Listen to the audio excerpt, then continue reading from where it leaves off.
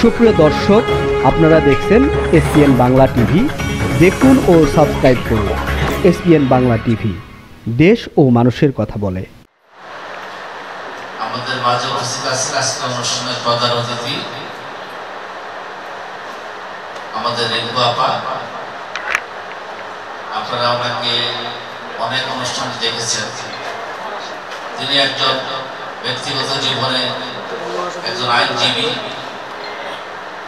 একজন সমাজ সচেতন ব্যক্তিত্ব, আর যে কোনো উপদেষ্টা হিসেবে আমরা অনেকবার পাশাপাশি বসে দুটি কথা বলার সুযোগ পেয়েছি।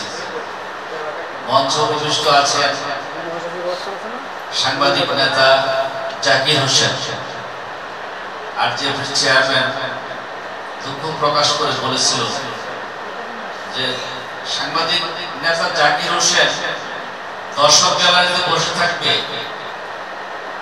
আর এখানে অজ্ঞাত কুখ্যাত কেউ এসে স্টেজে বসে থাকবে। এই দৃশ্য কিন্তু আমরা এই হলে দেখেছি, আমরা প্রত্যক্ষদর্শী। আমি ব্যক্তিগতভাবে এখানে দাঁড়িয়ে বলেছিলাম যে প্রেস কাউন্সিলের ব্যানার সংযোজন করার জন্য একটি স্ট্যান্ড তৈরি করতে পারেন প্রেস কাউন্সিল। আমি বলেছি যে প্রয়োজনে আপনারা যদি না পারেন আমার অর্থায়ন আমি সেটা করে দিব। আমি প্রস্তাব করেছি এসএম জহিরুল ইসলাম সাক্ষী, হয়তো আপনারা অনেকেও শুনেছেন, সেটাও হয়নি। এখনো দেখেন স্টেজের পিছনে এক সাইডে ছোট করে একটা ব্যানার লাগাতে হয়। এত দুর্দশা কেন প্রেস কাউন্সিলের? আবার যাদেরকে প্রেস কাউন্সিল কমিটিতে রাখা হয়েছে তাদের পক্ষ থেকে একজন সাংবাদিক কোনদিন প্রেস কাউন্সিলে কোনো প্রোগ্রামে যোগদান করেনি। সেটার জন্য এসএম জহিরুল ইসলামের তত্ত্বাবধানে, আরজেএফ এর তত্ত্বাবধানে, আমাদের সাংবাদিকদের অন্যান্য সংগঠনের তত্ত্বাবধানে এই হাউসে অডিয়েন্সে লোক বসানোর জন্য আমাদেরকে এগিয়ে আসতে হয়েছে।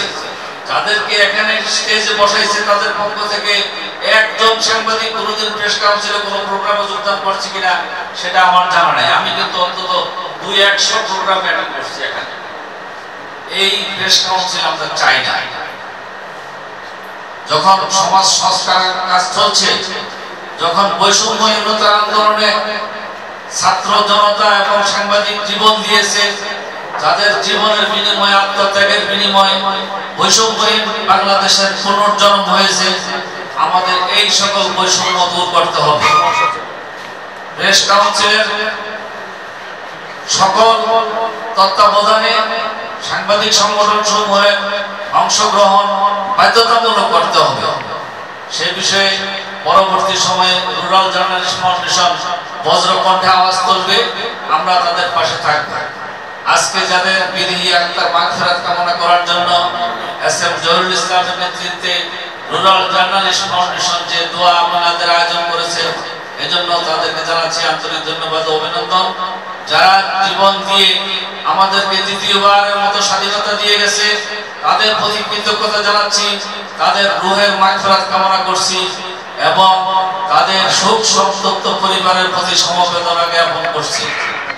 আগামী দিনেও যদি কোনো বৈষম্য শিকার হয়, এবারের মতো সর্বস্তরের ছাত্র জনতা, সাংবাদিক সকলে মিলে প্রতিহত করার প্রত্যয় ব্যক্ত করে রুরাল জার্নালিস্ট ফাউন্ডেশনের সার্বিক সাফল্য কামনা করে সকলকে ধন্যবাদ জানিয়ে আমার বক্তব্য শেষ করছি। আসসালামু আলাইকুম ওয়া রাহমাতুল্লাহ। ভিডিও